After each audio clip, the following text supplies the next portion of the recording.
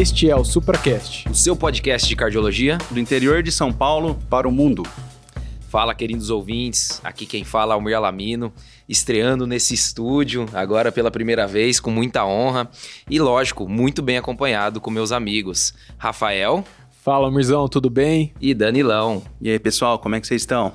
E hoje, um convidado de peso, uma pessoa que eu tenho um carinho enorme para discutir um tema que é muito relevante na prática clínica do cardiologista. Eu estou aqui com nada mais, nada menos que o Dr. Laerte Leão Henrique Filho. Laerte, que é formado pela UEL e fez clínica médica e nefrologia no Hospital das Clínicas da USP de Ribeirão. É também médico assistente na USP de Ribeirão, no famoso ambulatório da hipertensão, que a gente sempre está em contato ali com ele, aprendendo muito. E também nefrologista na clínica Lund. Seja muito bem-vindo, Laertão. Muito obrigado, pessoal. Uma honra estar aqui com vocês. Pessoas aqui que eu já conhecia antes, às vezes conheci como residente, hoje conhecendo como médicos aí tão excepcionais, e muito obrigado. É uma honra de verdade estar aqui tratando de um tema tão caro e que realmente assim é o dia a dia da gente, né, ali no hospital. Obrigado, a gente que agradece. E hoje nós vamos falar então um pouquinho sobre a interação do coração e o rim, das síndromes cardiorrenais, do tipo de A a Z, né? Nós vamos falar aí no contexto agudo, no contexto crônico. E como tradição no nosso episódio, a gente tem sempre um desafio, Laerte. Você trouxe um desafio pra gente? Bom, na hora que vocês me falaram do desafio, eu fiquei um pouco com dúvida, perguntei ali, o pessoal falou, não, pode ser um caso clínico, um negócio, então eu vou trazer um caso que já era conhecido, que me impactou bastante na época de formação. Manda lá. Paciente chagásica, aproximadamente 60 anos, internada em unidade coronariana com choque cardiogênico. Ela é disfunção biventricular acentuada, ela tinha uma disfunção, uma doença renal crônica, ou seja, ela tinha uma síndrome cardiorrenal, né, tipo 2, e a gente vai explicar melhor o que é isso, né, mas ela acabou que então com essa doença renal crônica estágio 4 e uma hipercalemia, tinha contraindicação ao uso de ECA, BRA, e aí foi optado por início de hidralazina com nitrato. A paciente abriu um quadro de lupus-like, muito grave, com contraindicação absoluta à hidralazina. E aí ela ficou naquela uso de isosorbida em dose alta, tentativas múltiplas de desmame de inotrópico sem sucesso. E aí, o que a gente pode fazer nessa situação, né? Caso difícil, hein? Ô, Laertão, você apelou, você trouxe um desafio aqui pra gente. Pegou a gente de surpresa. Foi um negócio que desafiou a gente também na época que a gente avaliou o caso. Foi bem interessante. Eu vou ouvir até o final, Laerte, porque eu quero saber a resposta. Beleza. Bora pro episódio? Bora. Vamos lá. Bom, pessoal, então falando um pouco da doença renal crônica, acho que a gente não precisa falar muito, mas a importância dessa doença e essa interação com os pacientes cardiopatas, a gente sabe que uma coisa vem junto com a outra. Falando um pouco dessa patologia, hoje nós sabemos que nós temos mais de 850 milhões de pessoas com doença renal crônica, com disfunção renal importante, e mais de 3 milhões que são dialíticas, né? E a gente tem uma estimativa interessante que até 2030... essa previsão é que chegamos a mais de 5 milhões de pessoas em hemodiálise. Então, a gente tem que fazer todos os esforços do mundo, para tentar prevenir que esses pacientes cheguem a um desfecho tão difícil e tão cruel, que é a terapia dialítica, né? Então, acho que esse episódio justifica-se só por isso. E acho que é importante para o clínico lembrar também dessa interação. Nós temos um caso recente, na mídia, vamos dizer assim, que é o Faustão, que transplantou o coração e poucos meses após precisou de um transplante renal. Então, acho que esse episódio vai ser bastante interessante para a gente falar tanto no contexto agudo quanto no contexto crônico da doença renal associada à cardiopatia. Bom, falando um pouco aí, jogando a bola para o Laertão, da onde que vem essa interação? Por que o coração atrapalha o rim e o rim atrapalha o coração quando disfuncionantes, Laerte? Na verdade, a interação, falando um pouquinho das sobreposições das especialidades, eu acho que a nefrologia ela é uma coisa interessante que ela talvez é uma das clínicas que mais precise conversar com outras clínicas, pela interação de todos os órgãos com o rim, né? Parece que o rim sofre os males de todos os órgãos e quando ele sofre também ele sobrecarrega todos os órgãos. O coração especialmente, né? O rim hoje em dia a gente sabe que não é apenas um filtro de substâncias, um ajuste de volemia, ele também tem toda uma função endócrina. Cada vez mais a gente vai ver aqui mecanismos envolvidos nessa situação de síndrome cardiorrenal. Mas o termo mesmo cardiorrenal ele foi usado há pouco tempo, né? Apesar de ser uma relação óbvia ali, né? Quase que intuitiva. Em 2004 e 2008, acho que foi a classificação dos tipos de cardiorrenal.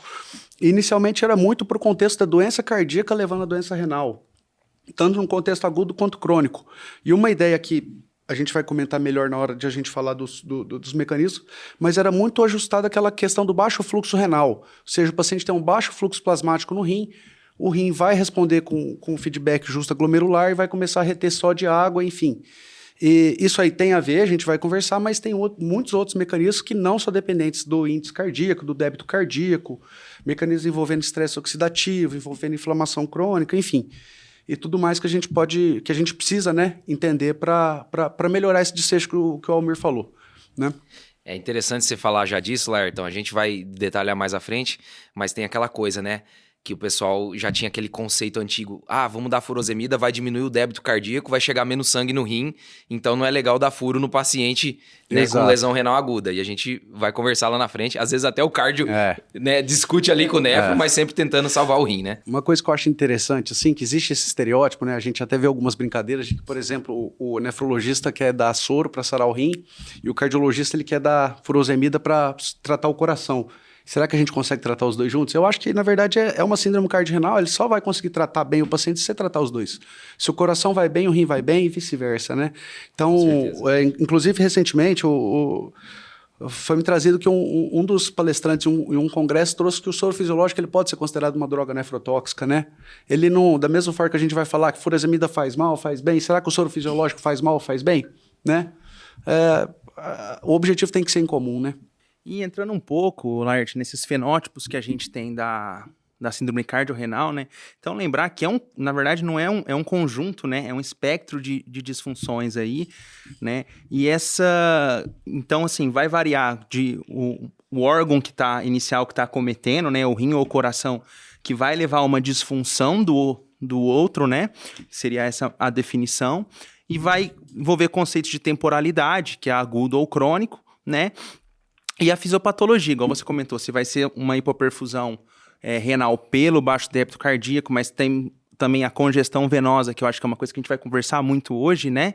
E como você já antecipou, em 2008 a gente teve essa divisão, né? E classificou em 5 subtipos de síndrome cardiorrenal. Então a gente tem a cardiorrenal, onde o coração, né, é o órgão disfuncionante no início, e a renocardíaca, que seria onde o rim vai levar a disfunção do coração. E por que isso importa? Porque a gente pode ter 2 pacientes com disfunção cardíaca e renal no ambulatório, no nosso pronto-socorro, por exemplo, que vão ter abordagens completamente diferentes. Então, essa classificação também ajuda na nossa conduta, né, e no nosso fluxograma de diagnóstico.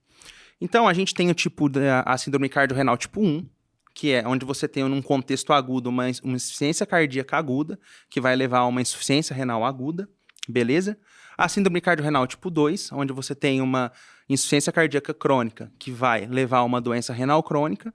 A síndrome cardíaca tipo 3, que é a renocardíaca, onde você tem uma lesão renal aguda, levando a uma insuficiência cardíaca aguda. Renocardíaca tipo 4, onde uma doença renal crônica vai levar a uma insuficiência cardíaca crônica, e a 5, que é a gente fala que são as doenças sistêmicas, né, você tem uma doença sistêmica que vai lesar ali simultaneamente o coração e o rim, por exemplo, a amiloidose, né, e um exemplo mais comum ainda, a sepse.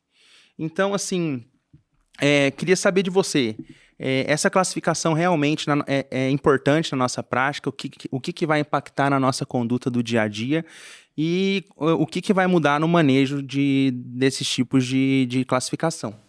Eu acho que a classificação de renocardíaca tipo 1 e a cardiorrenal tipo 1 e a renocardíaca tipo 3, eu acho que é importante sim. Os casos tipo 2 e 4, casos mais crônicos, talvez é até difícil você pegar o paciente ali numa temporalidade e saber o que foi o primeiro órgão a desandar. Ou, por exemplo, como você citou o exemplo tipo 5, o diabetes mellitus. Ele pode fazer uma tipo 5 lesando os 2 órgãos ali, né? Mas assim, geralmente ele tem uma predileção, né? Geralmente ele causa uma doença isquêmica no coração e depois o paciente evolui com doença renal crônica ou causa uma doença renal crônica. Esse tipo de temporalidade, às vezes, no contexto, talvez não seja tão importante, mas talvez a questão de agudo, sim. Vou citar um exemplo clássico para vocês aí. A maioria dos pacientes que acompanham num ambulatório de uremia com disfunção renal avançada entram no hospital e eles recebem um diagnóstico de insuficiência cardíaca aguda, agudamente descompensada. É o primeiro episódio, tem que investigar, e muitas vezes é a evolução da doença renal crônica. É aquele rim que parou e o coração está sofrendo os efeitos da sobrecarga volêmica, né? Então, eu acho que, nesse sentido, principalmente o tipo 1 e o tipo 3 são imprescindíveis de serem diferenciados. E eu acho interessante, até por isso eu te perguntei, porque assim, na prática, muitas vezes, como você disse, é difícil da gente, talvez, fazer essa classificação, né? Até porque uma pode se sobrepor à outra e uma pode evoluir para a outra, né? A gente pode ter aí um quadro crônico, né? Que pode agudizar, né? Exatamente. Eu acho que um ponto de intersecção importante é justamente essa sobrecarga volêmica, né? Essa congestão venosa, não ficar esperando que uma IC descompensada necessariamente vai ter um baixo débito cardíaco ali para causar uma piora de função renal, né? Isso eu acho que é importante a gente citar. E tentando trazer um caso aqui para a gente debater, um exemplo disso que o Danilo acabou de falar, para a gente tentar ilustrar e discutir um pouquinho alguns pontos ali desse espectro que a gente comentou. Então, vamos discutir um caso de um paciente de 62 anos, previamente hipertenso e diabético. É um paciente que já tem o diagnóstico de cefaleia isquêmica, 32% de fração de ejeção. Ele toma enalapril, toma o espironolactona, toma metoprolol em doses otimizadas. E ele foi viajar para a casa do filho, que mora no Nordeste, esqueceu de tomar os remédios. Ele ficou uma semana lá sem tomar nenhum remédio e acabou naquela confraternização ali com o filho, comendo um pouquinho mais de churrasco, né? O famoso churrasquinho, né? Tomou Grosso. o sal grosso, tomou uma cervejinha a mais, voltou para passar em consulta, tinha ganho 7 quilos aí nesse período, tinha no exame físico ali uma cite importante, crepitava na ausculta pulmonar, tinha uma turgência jugular alta, né? E a creatinina basal dele, que era de 1.2, um clearance ali de 68, foi para 2.1, né? A ureia também acompanhou o aumento, de 45 foi para 86, e teve essa piora, né? Eu não falei, mas ele tomava diurético, ele tomava normalmente 2 comprimidos de furosemida por dia, e acabou que ele ficou sem tomar, então, essas medicações, né? E aí, o que será que aconteceu? Qual foi o mecanismo dessa piora do nosso paciente? A causa mais comum, né, da descompensação da IC também, né, lógico que a gente sempre fica aquela questão, né, afastar a isquemia, mas via de regra a gente sabe que é questão de abuso de dieta e questão de aderência a tratamento que praticamente anda junto com doença crônica, né, qual seja a doença crônica. Mas o que acontece é que você colocou aí no exame físico o paciente tem sinais de hipervolemia, mas aparentemente não tem sinais de má perfusão, né? Sim. Então, estaria o que a gente chama de perfil B, né? O paciente está congesto, mas está bem perfundido. E o rim piorou por quê, né? Se a gente está falando que o racional da síndrome cardiorrenal sempre foi o baixo fluxo renal, né? Talvez a má perfusão renal, levando ao aumento da escória. Mas, na verdade, se a gente for pegar, como foi comentado aqui, a questão da pressão venosa e a congestão, que vem desde lá do ato direito, pressão venosa central, e que vai ser transmitida diretamente para os capilares renais e, consequentemente, os capilares glomerulares, porque você não tem nenhuma válvula de controle de pressão pós-capilar, você só existe essa válvula pré-capilar. Você existe um controle de fluxo ali para os tecidos a depender de uma variação de pressão. Agora, pós-capilar não tem, então essa pressão retrógrada que vem atrapalha muito a filtração. Se a gente for lembrar da teoria de Guyton, né, da filtração dos capilares, força hidrostática jogando o fluido para fora do vaso, a coloide osmótica puxando, e o do interstício ao contrário, né? Quando você tem uma força ao contrário de congestão, você vai atrapalhar esse rim. Isso aí tem sido visto, né? Tanto a associação de pressão intraabdominal quanto a pressão venosa central, levando aí a essa congestão renal. Então, o problema, como você falou, é predominante congestivo, não que não exista, pela própria fisiopatologia da IC descompensada, mesmo do paciente bem perfundido, uma hiperativação do sistema renina-angiotensina, um desbalanço ali, um volume arterial efetivo mais baixo em relação ao venoso, mas talvez esse mecanismo realmente ganhe uma importância cada vez maior de perceber que é congestão. Eu costumo brincar assim que o capilar renal, imagina assim a marginal Tietê. Entra carro, tem que sair carro para ter o fluxo de sangue. Se a gente aumenta a pressão venosa, é como se a gente fechasse umas 2, 3 faixas da marginal Tietê, né? Vai correr aquele congestionamento, bloquear. O fluxo de sangue vai ficar mais lento e aí vai dar lesão renal aguda, né? Perfeito. E nesse caso hipotético, a gente deve ou não dar furosemida? Assim, a furosemida é a pedra angular do tratamento da insuficiência cardíaca, né? A gente sabe que tudo em cardiologia geralmente tem, né, níveis de evidência muito grandes. A furosemida, o diurético tiazídico não tem um nível de evidência tão grande, é B e C, mas a recomendação é 1. Quem não fizer tá errado, é a base, é angular. E a dose de furosemida, a gente pode falar, né? O estudo, talvez um dos estudos aí não tão recente, mas maior, é o estudo 12. E a dose, o que ele mostrou é isso, né? Ele randomizou pacientes com IC descompensado para infusão contínua em basal bolos, né, em bolos, e também alta ou baixa dose. A alta dose determinada em 2 vezes a dose que o paciente usa. Então é imediato começar a furosemida, o dobro do que o paciente usa. Então ele usava 2 comprimidos por dia. 2 comprimidos por Ele usava dia. 80 miligramas aí, a gente vai usar 80 miligramas EV, que seria o dobro da dose equivalente, né? A gente sabe que a ação da furosemida ela vai depender principalmente, não da biodisponibilidade, da absorção, mas do pico dela, né? Não aconteceria com aqueles outros diuréticos de alça que a gente não tem aqui. Isso é um ponto interessante, Laerte, porque eu vejo, às vezes, na prática, alguns colegas que preferem, às vezes, não fazer 80 em bolos e fazer 20 de 4 em 4 ou 40 de 6 em 6. Enfim, explica melhor isso pra gente. Acho que, como eu falei, evidências isso não tem. Você sabe que a meia-vida da furosemida ela é menor que 6 horas, 4 horas. Então, o racional... E existe uma retenção de sódio pós-furosemida. Então, existe muito racional de que... Já vi muita gente falando isso. Faz 4 em 4 para evitar a retenção de sódio pós-furosemida e tudo mais. O que acontece é que um grande problema para a gente que trata insuficiência cardíaca descompensada, para quem trata renal crônico, é resistência diurético, né? E existe um conceito aí de que quanto mais vezes você expõe aquele túbulo distal, aquela sobrecarga de sódio durante o dia, mais você vai predispor, né? A hipertrofia daquele segmento pós-alça de Henle que ficou. Hipertrofia das células ali que vão conter os ENaCs da vida responsivos à aldosterona, os NaCl tiazídicos sensíveis. Então, assim, existe quase um consenso hoje de furosemida usada assim de 12 em 12, né? Não é uma briga que eu costumo comprar quando eu vejo um colega usando de 8 em 8, o paciente está bem, mas eu costumo prescrever de 12 em 12, realmente. A questão da furosemida em infusão contínua não tem uma evidência de uso, mas também nunca teve uma evidência, o 12, assim, praticamente não pegou o paciente com função renal muito marcada, enfim, tem gente que ainda, né, advoga a favor de uso, mas é uma coisa que realmente é uma exceção, a gente vê na prática. Bom, e furosemida, piora a função renal ou não piora? Piora desde que você erre o diagnóstico, né?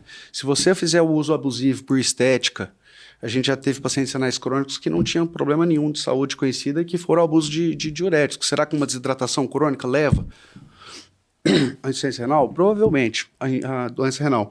Se você fizer um uso, por exemplo, um paciente que você errou a volemia, você pegou um perfil L, confundiu, mas é grosseiro isso. Não é. A gente sabe que a dificuldade de exame de alguns pacientes, mais difícil ainda o paciente cirrótico. Você pega um paciente cirrótico, errou a volemia, tem que dar uma furosemida, ele está precisando de albumina, você vai piorar. Mas se você pegar um paciente congesto, especialmente nesse contexto de insuficiência cardíaca aguda descompensada, você não vai piorar a função do rim. Na verdade, você vai sim poder ter uma injúria, uma lesão renal. O 12 mostrou isso com a dose maior, né?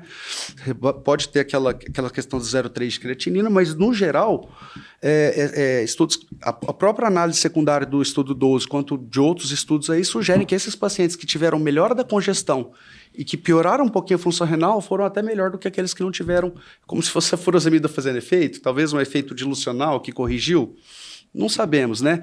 Mas talvez ali não devemos parar o tratamento baseado num incremento discreto ali da creatinina, numa lesão renal aguda. Não que isso não é importante.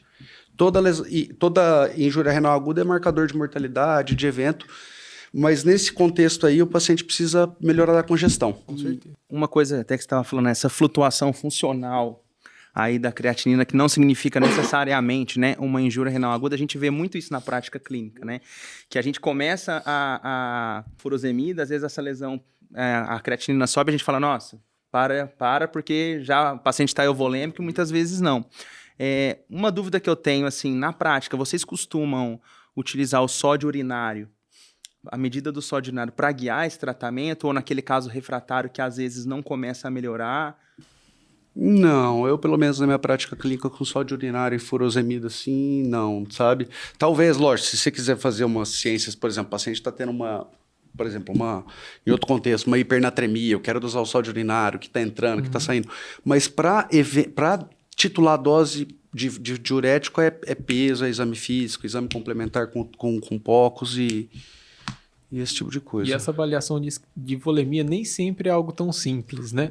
O tratamento pode até ser simples, a questão do remédio ser a furosemida, mas realmente essa avaliação da volemia, nesse caso, está muito florido, está muito claro que ele está hipervolêmico, mas nem sempre isso é tão fácil, né? Muitas vezes o paciente tem uma insuficiência venosa crônica, tem algumas crepitações nas bases por pneumopatia, e dificulta, às vezes, o nosso diagnóstico dessa volemia, né? Eu acho que é legal isso que você citou também, utilizar o POCUS como uma ferramenta complementar, né, para essa avaliação da volemia. Fundamental. Inclusive tem episódio de POCUS, né, para quem tá chegando agora no podcast, só procurar lá, eu não lembro o número agora, mas vou lembrar até o final do episódio. Boa. Eu acho que isso ajuda a gente nesse diagnóstico no tratamento do paciente também, né?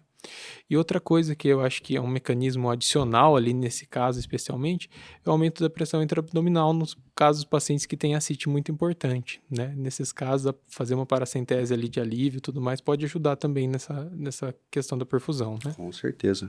Bom, mesmo pacientes não cirróticos, né, que tem o líquido está no terceiro espaço, né? Não tem por que você não tirar. Ele vai muitas vezes ser reformado ali, mas, né, com certeza é uma estratégia bem impactante. Para quem é cirrótico, a questão de se retirar líquido do terceiro espaço para controle de volemia, talvez até em paciente em diálise é o que a gente mais sugere, né? O paciente não tolera perder na diálise. Você vai fazer furosemida para ele em altas doses, muitas vezes a gente tem uma dificuldade, às vezes, do gastrologista aceitar isso, né, pela questão da volemia arterial efetiva baixa e tudo mais, então muitas vezes é questão de terceiro espaço mesmo. Se tiver derrame pleural, ascite, é uma alternativa. Lartão, vamos agora para esse mesmo caso do Rafa. Ele internou, ele começou a fazer o uso da furosemida. Ele melhorou nos primeiros dias, porém ele ainda mantém a ortopneia, tá ainda edemaciado, ainda tem, né, líquido para tirar. Só que ele não urina mais o tanto que a gente quer. Ele tá bebendo ali em torno de 800 a 1.000 ml, que lembrar da restrição hídrica é um fator importante nesse tratamento. Mas a gente já começou com 80 de 12 em 12, ele não respondeu, a gente dobrou essa dose para 160 de 12 em 12, e mesmo assim ele não urina. Até quando que eu chego de furosemida e o que eu faço depois? A furosemida não existe uma dose teto, né? A gente sabe que 200, 300 miligramas de 12 em 12, talvez além disso ali é bobeira. Tanto é que a ideia de se fazer infusão de bumbo contínuo é você chegar naquele teto de natriurese e manter aquele teto por mais tempo possível, mas ali é tentar um bloqueio sequencial realmente, né? A gente sabe que grande parte da resistência à furosemida vem ali da questão dos NaCl tiazídeos sensíveis que são hipertrofiados pelo uso crônico de diurético e da hiperativação do sistema renina-angiotensina-aldosterona, recoletando esse sódio ali no túbulo distal. Então é tentar fazer bloqueio sequencial, colocar lá tiazídicos mais ou menos 50 de hidroclorotiazida ou clortalidona, 50 a 100 miligramas por dia inicialmente, uma espironolactona também nesse sentido de bloqueio sequencial, não para inibir a aldosterona por outros motivos nesse sentido. E, claro, né, estando refratário não tem como, vai para uma ultrafiltração, para uma terapia dialítica, né? Acho que tem, na cardio, a gente tem também algumas evidências com a acetazolamida, né? Mas que pouco utilizada na nossa prática no Brasil, né? Falando de Brasil, acho que é pouco utilizada, né? A acetazolamida, o poder diurético dela é baixo, né? E muitas vezes o paciente nesse contexto ele está acidótico, então a gente fica meio assim de usar. Claro, né? O paciente está hiponatrêmico, precisa fazer o bloqueio, não que seja errado se tentar, mas na maioria das vezes, né? A gente não... E em relação para a gente fazer esse segmento de uma possível lesão renal aguda num contexto de uma IC com uma terapia diurética agressiva, né? O que a gente tem amplamente disponível aí é a creatinina, certo? Ela é o melhor método para a gente fazer esse rastreio. Tem alguma coisa mais avançada hoje em dia? Tem a cistatina C, né? Ela é um marcador que é endógeno também. O que falta, na verdade, é uma padronização de laboratório e uma prática clínica. O que a gente tem de prática é a creatinina. A gente vê, falando de marcadores de dano tubular, dano glomerular, N-gal, KIM1, interleucina 18, são promissores marcadores, mas são promissores fazem 20, 30 anos e a gente não vê na prática clínica, né? Ainda não fugiu do escopo de pesquisa, né? Não, muito pelo contrário. Já tem bastante gente aí bastante desanimado com isso. Eu acho que a creatinina é o mais disponível, mais usual. né? Claro que se você trabalha num centro, você pode só dosar cistatina C, que não tem relação com metabolismo, massa muscular, melhor. Então, acho que só para a gente sumarizar esse primeiro caso, né, esse cenário, que é a síndrome renal, cardiorrenal tipo 1, ou seja, o coração agudamente atrapalha o rim. Talvez o principal mecanismo aqui seja a congestão venosa e o tratamento é prioritariamente diurético. Lógico que acho que faltou um exemplo aqui de um paciente infarto anterior que vai evoluir com baixo débito e aí o tratamento é melhorar o débito e não dar diurético, né? Mas isso pressupõe um tratamento de choque. Acho que a gente não vai falar disso, porque tem muita coisa importante para falar ainda. É só para não deixar a hipoperfusão renal, né, pelo baixo débito de lado, né? Ela é importante, mas, né, a congestão acho que fica ali em primeiro lugar, né? Então, para sumarizar, cardiorrenal tipo 1 não é para ter medo de diurético, é fazer esse paciente urinar e reduzir a pressão venosa, ok? Até porque a maioria dos casos são IC descompensado por fio B, né? Então acho que é um caso que vale a pena a gente destacar. Vamos para o próximo cenário? Bora. Homem, 72 anos, hipertenso diabético há 15 anos, tá? Já é portador de uma insuficiência cardíaca com fração de ejeção reduzida de etiologia isquêmica. Faz o acompanhamento ambulatorial certinho, tá com IECA, beta-block, Spiro e SGLT2, e ele vai, nas últimas consultas, tendo um declínio progressivo da função renal. Então, ele tinha uma creatinina basal ali de 1,3, tá? E em 8 meses ela saiu desse valor para 1,9, tá? Ele não teve nenhum uso de droga nefrotóxica, não teve nenhum insulto agudo, né, renal, contraste, nada. O paciente está bem, mas vem tendo esse declínio, né, progressivo da função renal. Então, nesse caso aqui, a gente já tem um paciente com uma insuficiência cardíaca crônica progredindo para uma doença renal crônica, que seria a síndrome cardiorrenal do tipo 2. E aí, pessoal? Aquela questão, né? Será que o paciente progrediu muito rápido? Lógico, uma elevação muito aguda da creatinina. Se persistir dessa forma, alguma coisa a gente precisa fazer para investigar, porque a doença não é para evoluir dessa forma. Mas se a gente for ter aquele conceito de reserva renal, um paciente que já tem hipertensão e diabetes diagnosticadas há 15 anos, ou seja, né, a gente não sabe há quanto tempo ele tem essas doenças. Se eu tirar um rim agora de qualquer um de nós aqui que tem a função renal normal, nossa creatina vai continuar a mesma coisa. Será que esse paciente tem o quê de reserva renal, né? Essa creatina está sendo mantida ali às custas do quê? Então, muitas vezes a gente não vai achar mesmo um fator assim de que piorou agudamente por um motivo, por uma medicação, porque tomou um anti-inflamatório, mas porque muitas vezes progrediu a doença renal. Lógico que tem que ser feito acompanhamento e tudo mais. Mas é muito comum, né? O paciente tem danos incomuns ali, tanto cardíacos quanto renais. E aí entra a sobreposição aí, quando ele pula de classe, quando ele sai daquelas classes da doença renal, ali estágio 1 e 2, e ele vai para uma classe de doença renal, estágio 3A, 3B, 4, e ele começa a migrar, né, de um paciente que tinha muitos fatores em conjuntos com a cardiologia, fatores de risco tradicionais, e um paciente que vai ganhar uma série de fatores de risco não tradicionais nessa fase da doença. E que, pelo próprio conceito de cardiorrenal, né, você vai começar a ter um monte de mecanismo de feedback ali e vai deflagrar a lesão em ambos os órgãos. É o danado do sistema renina-angiotensina-aldosterona, né? Esse gosta, né? Também, mas não só ele, viu, Almir? Começa a entrar em jogo o tal do distúrbio mineral e ósseo, que é enroscado demais e vem lá da fase conservadora. Então, vocês podem ver que a maioria dos artigos de síndrome cardiorrenal, quando você vai mexer com essa doença, com a doença renal crônica, talvez piorando a parte cardíaca e vice-versa, né? Você começa a ver que nos estágios 1 e 2 é obesidade, estágio 3, anemia, cálcio, fósforo, PTH, cloto, FGF, vitamina D, pá. Então, assim, começa a mudar, talvez, o escopo de tratamento. Não que a maioria das coisas, albuminúria, que é uma coisa classicamente relacionada aos eventos cardiovasculares, tratamento de diabetes, tratamento de colesterol, dieta, tudo isso vai ser uma preocupação em conjunta. Mas nessas fases de avançar da doença renal crônica, talvez o paciente comece a ter algumas coisas ali que começam a ficar um pouquinho mais específicos do nefrologista, no tratamento conservador. Show de bola. E como a gente estava falando aí, né, o Almir citou o sistema renina-angiotensina-aldosterona, a gente tem um sistema nervoso simpático, então assim, o coração e o rim, eles compartilham, né, muitas vias neurohormonais aí, tanto fisiológicas quanto patológicas, né, e entrando um pouco já no tratamento desse paciente crônico, né, a gente tem algumas medicações aí que vão beneficiar tanto simultaneamente o coração, né, quanto o rim. Então, começando com o bloqueio do sistema renina-angiotensina-aldosterona, a gente tem aí o Ziekabra, né, que já tem uma evidência consagrada, robusta, tanto para a redução da mortalidade cardiovascular, quanto para a nefroproteção, né? Principalmente aí da DRC, com a redução da DRC proteinúrica, né? Acho que não tem muita dúvida, né, em relação a isso. Depois a gente teve o Paradigm, que trouxe aí o sacubitril/valsartana, né, que também mostrou um potencial de preservação renal, até, né, melhor do que o IECA isoladamente, e um remodelamento reverso cardíaco importante também.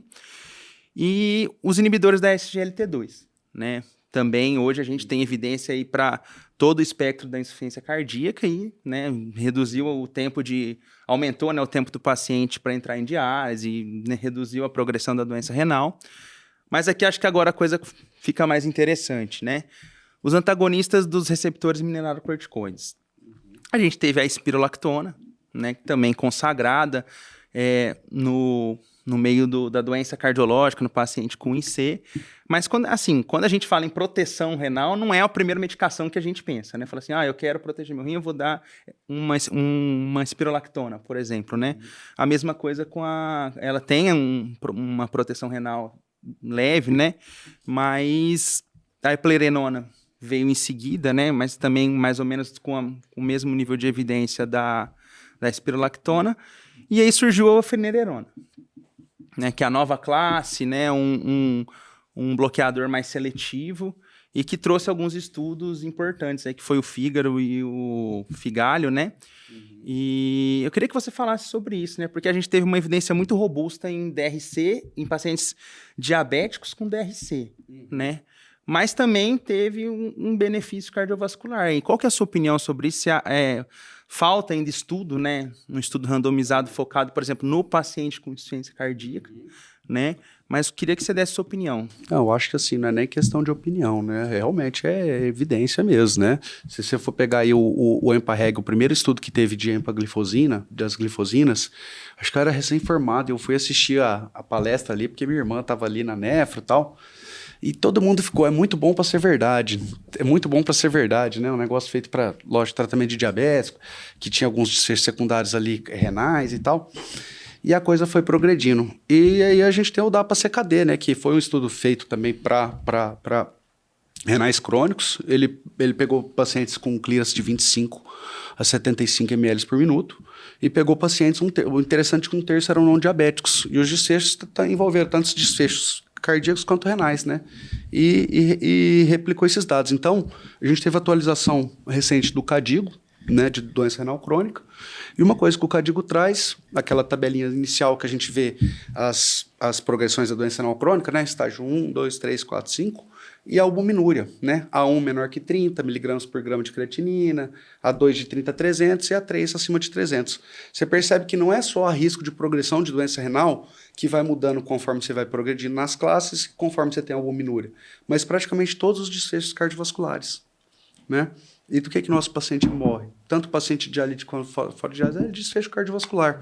Por isso, esse interesse em comum de tratar o paciente vai, né? Então, a gente tem no KDIGO hoje a orientação de tratar os diabéticos com doença renal crônica com dapaglifosina. Com as glifosinas, né? Pra não ser injusto, tem o Empaquidney também com a empagliflozina, né? Pra gente não deixar aí, que foi meio a meio, né? Meio diabético, meio não diabético, né? Então, tem indicação de você tratar os diabéticos. Os pacientes não diabéticos que têm uma proteinúria, uma albuminúria maior que 200 mg por grama, ou seja, entre o estágio A2 e A3, com clearance acima de 20 também, né? Indicação aí, recomendação 1A. E os pacientes, e existe até aquela recomendação, mas daí é uma evidência piorzinha, que é de você tratar os pacientes com clearance entre 20 e 45 com proteinúria menor. Mas o principal da albuminúria, né? O principal é isso, né? Mais que 200 mg de albuminúria, você não vai deixar de fazer o IEC e o BRA, né? Se o paciente puder fazer o uso, mas você também vai associar a SGLT2. Finerenona, desculpa, então, antes de você falar do finerenona, só para te cortar rapidinho, você falou da microalbuminúria aí, né? Da albuminúria. Como que é feita essa dosagem? Como que você faz isso na sua prática? O cardiologista às vezes tem dificuldade. Sim, como sim, pede? sim. Da amostra única, 24 horas, Sim. como é que é isso? O melhor, infelizmente, às vezes a gente tem restrição, mas o melhor é você fazer a relação com por grama de creatinina. Amostra única? Amostra única.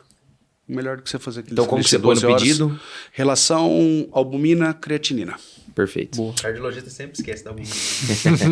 Não pode esquecer. E é importante a gente falar isso, gente, porque a maioria dessas drogas de contexto aí de nefroproteção, elas surgiram no contexto, muitas vezes, de nefropatia diabética. E aí, por quê? Porque a nefropatia diabética é aquele contexto de hiperfiltração, hiperfluxo, hiperativação do sistema renina-angiotensina, você abaixa a fração de filtração e melhora. E acabou se estendendo para outras questões. O que a albuminúria vai ter a ver com os outros eventos cardiovasculares? Não é uma relação causa e efeito, né? É uma relação de prevalência mesmo, né? E questão do finerenone, você citou os estudos aí. Teve até um estudo, eu acho que uma corte maior, o Facility, que foi 3 mil pacientes. Que com uma corte de 3 mil pacientes, assim, resultados incríveis, né? Tanto Fidelio, né? Não, teve o Fidelio e o Fígaro, e a Fidelity foi a meta-análise. Foi a meta-análise, Então tá bom, isso desculpa. mesmo. Muitos nomes. É todo Parecido. igual, né? Tudo parecido. E você vê que assim, né? Quando você pega lá o desfecho cardíaco, os desfechos combinados, né, cardíacos e renais, é incrível, né? A hazard ratio ali de 0,5, 0,6. Então, assim, é uma coisa que a gente não vê há algum tempo. Isso aí tem vindo tudo junto, né? E isso, o Cadigo também coloca que se o paciente estiver em uso de eco-BRA em doses máximas toleradas e mantiver uma albuminúria A2 para cima, você também tem indicação de fazer, né, esses pacientes diabéticos, o finerenone. E espironolactona nesse contexto? Geralmente o paciente, a maioria das vezes já vai estar em uso, né? Porque a espironolactona já é uma medicação muito, muito, né, disponível, amplamente, né, com evidências em relação à insuficiência cardíaca. Muitas vezes o paciente usando até tem que ter muita indicação, né? Ou como hipertensão refratária, mas geralmente o paciente já está em uso de espironolactona. Beleza. Acho que então, só para retomar, né? IECA, para todo mundo aí com IC e doença renal crônica, sempre que possível a gente vai iniciar, né? IECA-BRA, né?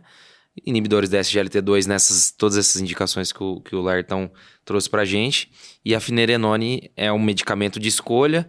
Se tiver ICFER, a gente vai ter uma preferência ainda por conta das evidências pela espironolactona, porque é a que tem impacto na ICFER. Perfeito.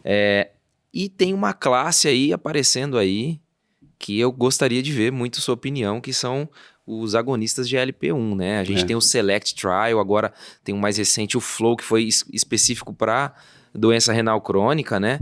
Que randomizou poucos pacientes, mas tem meta-análise com mais de 80 mil pacientes mostrando o benefício dessas medicações em pacientes com doença renal crônica. Qual que é a sua opinião na prática? Eu acho que a prática... Eu trabalho basicamente com pacientes do SUS, né? Um outro paciente de convênio, mas não é minha prática de prescrição. Mas é como eu falei, um pouquinho depois que foi lançado o Cadigo, saiu o artigo, né?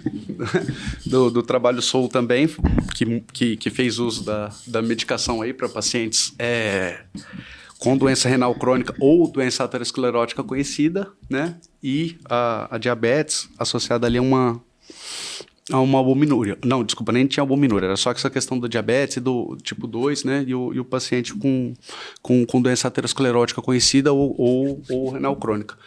E também os desfechos muito parecidos também, né? Desfechos combinados de eventos MACE, né? Eventos cardiovasculares, e também desfechos renais, e também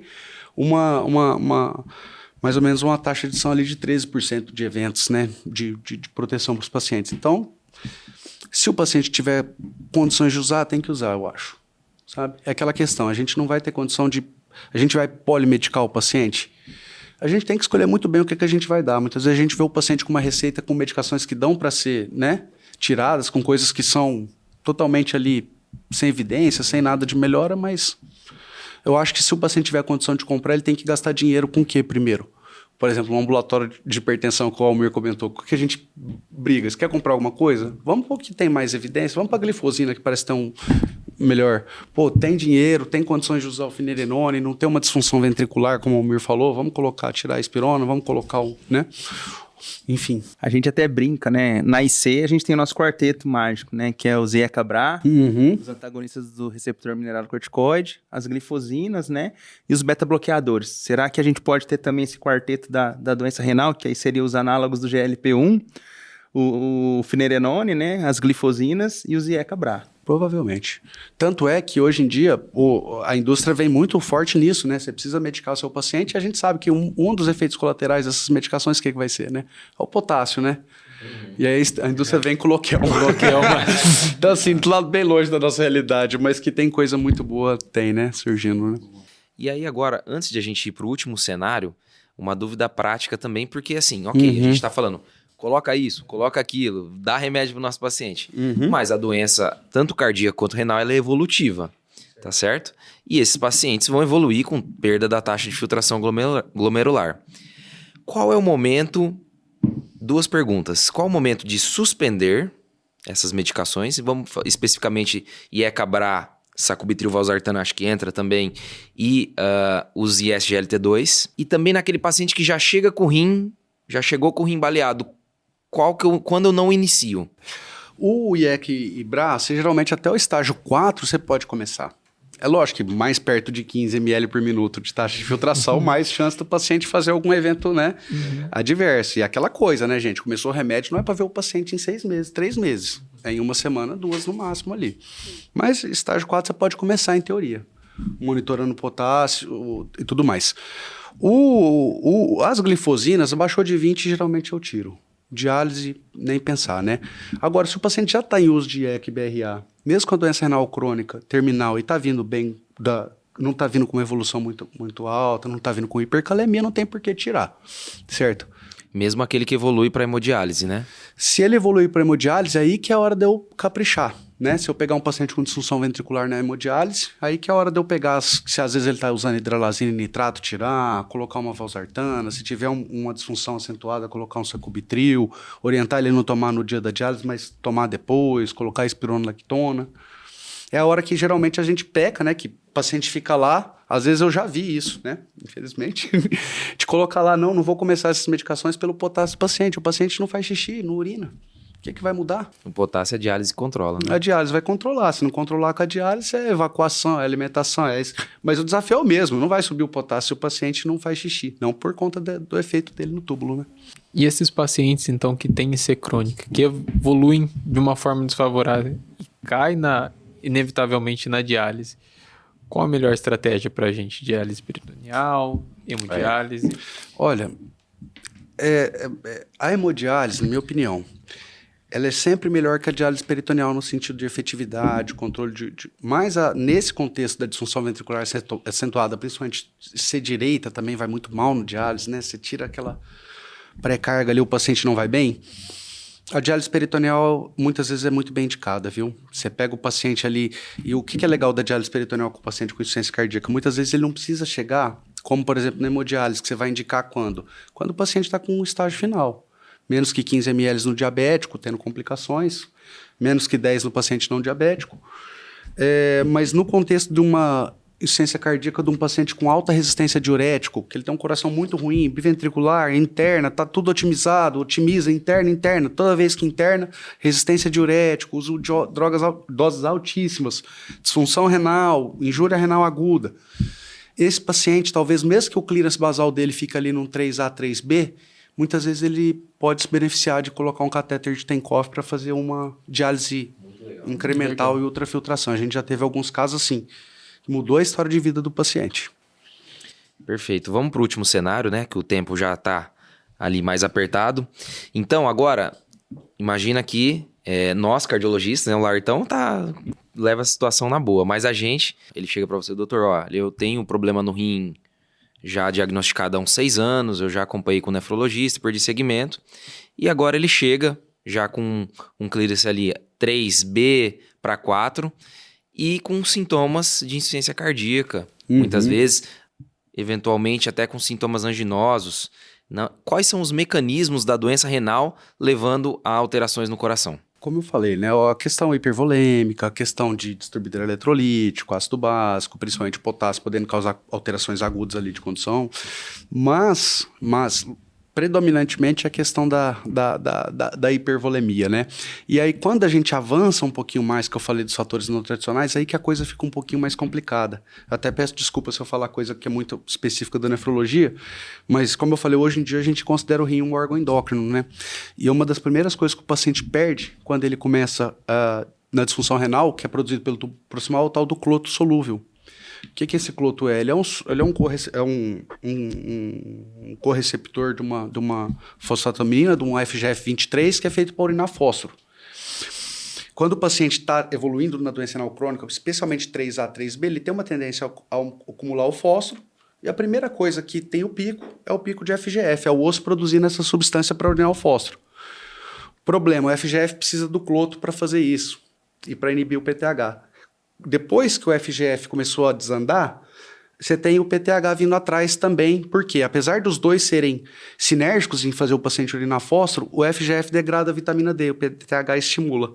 Ou seja, o paciente renal crônico, lá no estágio 3A, 3B, apesar dele estar com cálcio normal, fósforo normal, muitas vezes PTH normal, às vezes ele tem a vitamina D calcitriol baixo, ele já tem FGF alto, ele já tem cloto baixo, e tudo isso que eu falei, FGF, cloto, PTH, cálcio, todos esses são fatores de risco não tradicionais que na doença renal crônica estão muito envolvidos com fibrose, com alterações, hipertrofia ventricular e tudo mais. A gente acredita que quando você compara um paciente renal crônico em diálise e a comunidade que comungam de fatores tradicionais, por que o dialítico tem um prognóstico tão pior, né? Tem uma sobrevida tão menor? Muitas vezes por conta desses fatores de risco não tradicionais. A gente identifica isso como? Muitas vezes com a calcificação vascular, que é diferente da calcificação do diabético em placa. É aquela calcificação linear. Eu sei muito bem disso, que eu faço CAT desses pacientes, né? É brabo, né? umas coronárias, assim, que a gente fala até em porcelana, né? Que elas são desenhadas de cálcio. É uma camada média, não é a íntima, não é a placa. Exatamente. Ou seja, é outra fisiopatologia. É essa mudança que muitas vezes o nefrologista precisa entrar na jogada para tentar controlar. O que ele faz com calcificação vascular de média? Dá vitamina K, dá magnésio? Ainda não, mas a gente conseguiu identificar o inimigo. Vamos correr atrás de como que a gente vai tratar agora. Algumas estratégias que ainda não têm evidências, mas... Perfeito. E falando assim, né, um pouquinho dos achados, né? Além dessa calcificação vascular coronariana ou, né, do território, né, carotídeo, membros inferiores, a gente observa pressões de enchimento ventricular muito altas, a função geralmente preservada, mas ali as pressões de enchimento muito altas justamente por esse enrijecimento, essa fibrose miocárdica, né? E a própria velocidade de onda de pulso, né, gente? A circulação coronariana vai precisar da onda de pulso ali, vai depender daquela, né, da regurgitação da aorta. E aí, Laerte, eu vou te provocar um pouquinho, porque eu já entendi que esse paciente tem que passar com o nefrologista nesse estágio, tá? Certo. Então, mas eu tô no interior, muitas vezes não tem um nefro na minha cidade, ou tem aquele nefro que, né, tá desatualizado, enfim, não vamos entrar nesses méritos. Mas o que o cardiologista pode ir fazendo nesse meio tempo? Que exames que ele tem que solicitar para o acompanhamento? Quando de fato ele falar assim, olha, esse caso eu tenho que mandar mesmo para o nefro.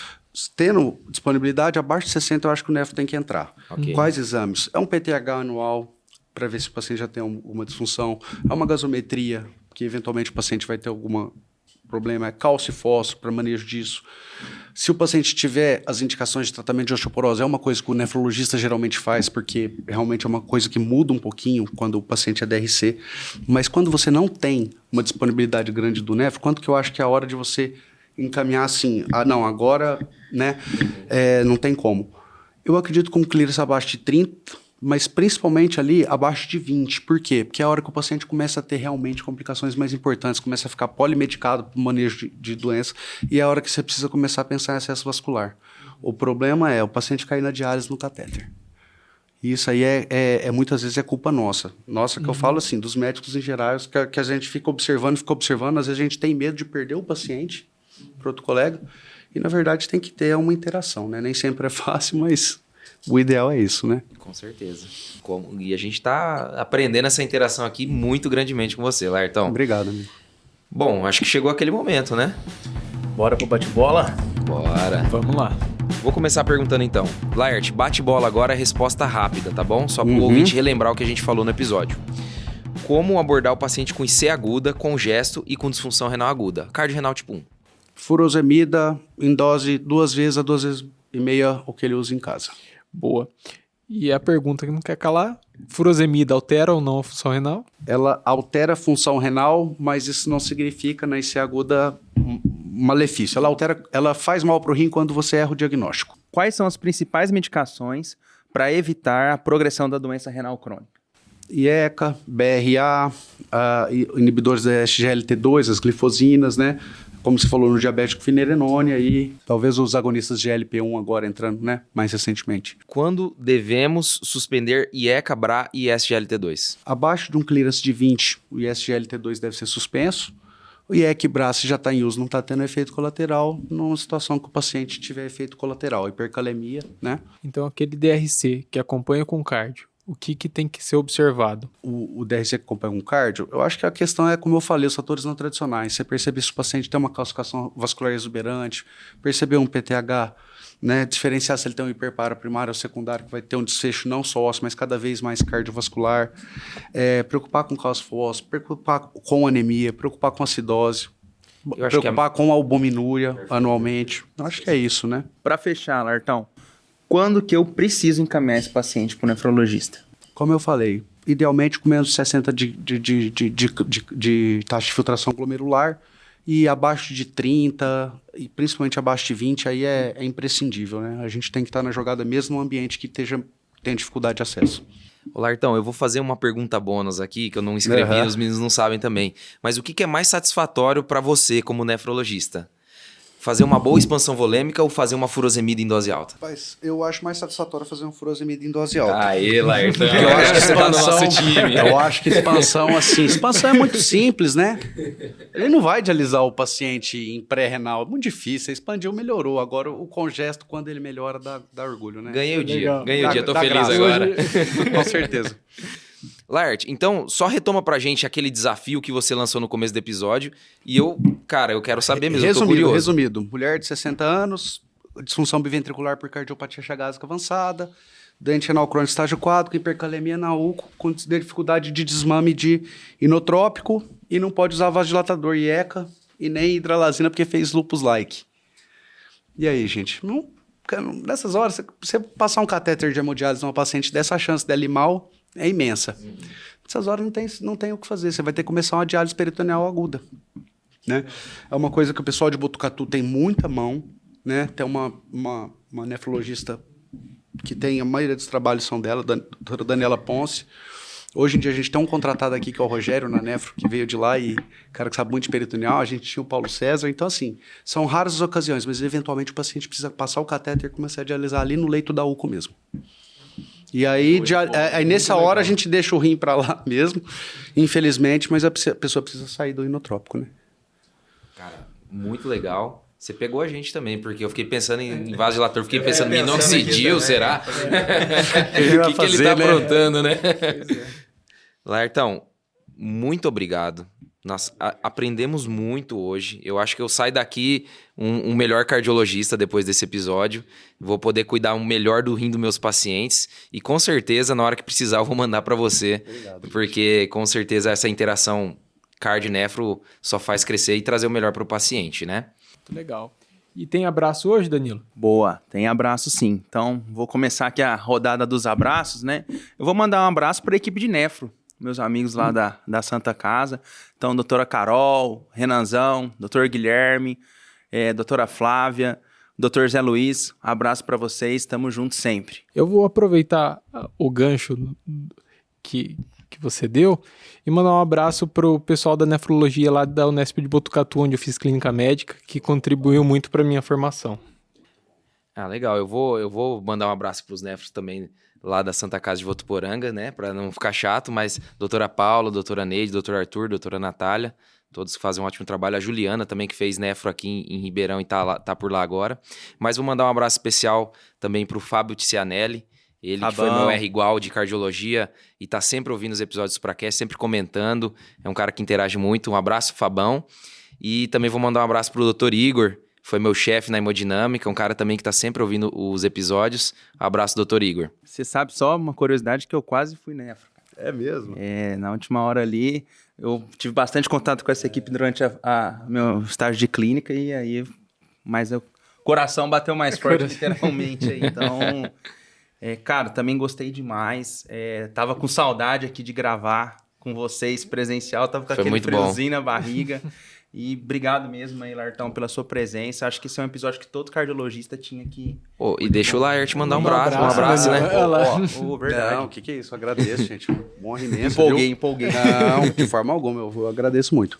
E mandar um abraço também, não podia ser diferente para a equipe da Nefro do HC, para a turma da Lund, mas um abraço especial agora que vocês mandaram para os nefrologistas, para um cardiologista que marcou muito, talvez uma formação ali, mas principalmente depois ali, que é o Gustavo Volpe, né? Que é um cara que não só tem um bom senso incrível para tratar das situações, como tem um conhecimento ali, né?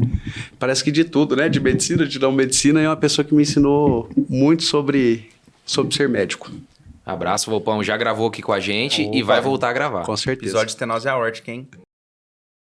Bom, pessoal, agradecimentos finais a todos os Supracasters. Muito obrigado pela audiência, pelas interações. Eu peço para você que está novo, que está começando aqui, que siga a gente no Instagram, @supracastcardiologia. Siga a gente também no YouTube, nós estamos disponíveis lá. Se você está vendo só por áudio, pode ver nossa carinha lá no YouTube e também no Spotify, tá bom? Dá like. Deixa o like. É importante dar 5 estrelas para quem ainda não deu. Ajuda muita gente, dá essa força aí, um segundinho a mais ali, tá bom? E é isso, acho que só agradecer mesmo por esse episódio maravilhoso. Boa, é isso aí, pessoal, até mais. Até mais. Até mais, Valeu, tchau, pessoal, tchau. até mais.